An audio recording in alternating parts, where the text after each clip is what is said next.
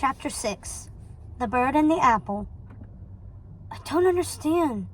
Who would do this? Circe was angry, looking at the ominous apple, still sitting on the doorstep where Snow had left it. Calm down, my dear. We won't let anything happen to Snow, I promise. Nanny had taken control of the situation. They had both come down from the castle to the odd sister's house to check on Snow.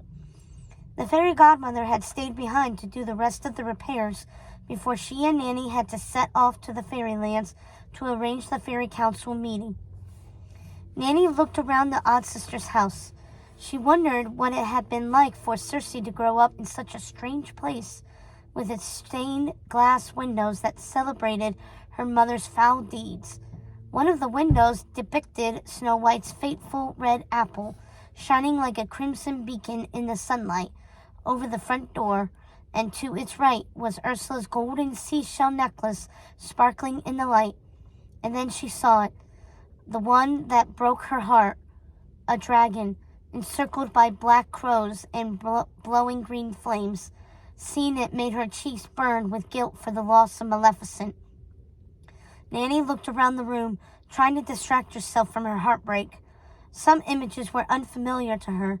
She wondered how they were connected to the stories she knew. She recognized the pink rose as the beast's, but couldn't quite place some of the other symbols. Looking at Maleficent's stained glass window again, she remembered. Her teacup! Excuse me, dears, she said, going to the kitchen. I've always been curious about something. She poked around the odd sisters' cabinets until she found it. Her teacup, the one the sisters had taken when they visited for Maleficent's birthday and watched her take her fairy exams. Ah, I knew it. Circe and Snow watched Nanny puzzled. Why wasn't she more concerned about the mysterious apple? What was she looking for?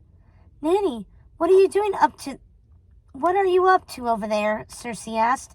Nanny spun around, her cheeks red. I'm sorry, dears.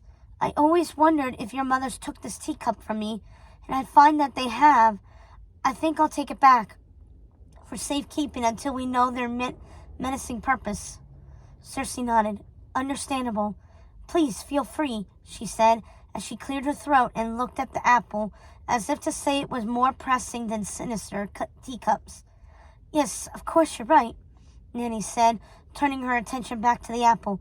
It's harmless, she said. I don't detect an enchantment or poison. Yes, I've already surmised that. But who would do this? It's frightened poor Snow to tears. And do you suggest we send her home, Nanny? Not after this. Circe was on the verge of tears herself. No, I quite agree. We need to keep her close so we can protect her. Am I to have no say in what happens to me? Said Snow, picking up the apple and holding it in her hand. Of course you do. I'm sorry, cousin, but why did you try to leave the house? What was the matter? Circe took Snow's hand and led her to the little red love seat so they could sit together. I don't know. I was reading a story in the book of fairy tales and I was suddenly overwhelmed. I can't explain it. I felt like I just had to get out, like I could claw my way out of here if I had to. I'm sorry I've caused such a fuss. You're not causing a fuss, Snow. You've been cooped up in here for ages, and I shouldn't have left you alone. Circe, what would you think if I went to see Mrs. Tittlebottom while you handled things here with Nanny? It would get me out of here, and I have been worried about her, left to manage Primrose and Hazel on her own. I'm afraid how she will feel once all of her memories come flooding back. What is this about? Asked Nanny. My mother's put a memory charm on Gothel's cook, Mrs. Tittlebottom, and now that I've taken away my mother's powers, most of their spells are waning. Snow is afraid Mrs. Tittlebottom will be overwhelmed once she regains all of her memories.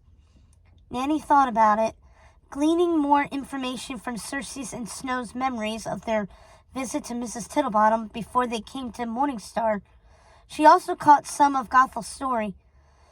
I think Snow is right. The poor woman may need someone there to help her. Nanny eyed Snow White, wondering what she was up to. She believed Snow was worried about Mrs. Tittlebottom and her charges, Primrose and Hazel. She could see it in her mind.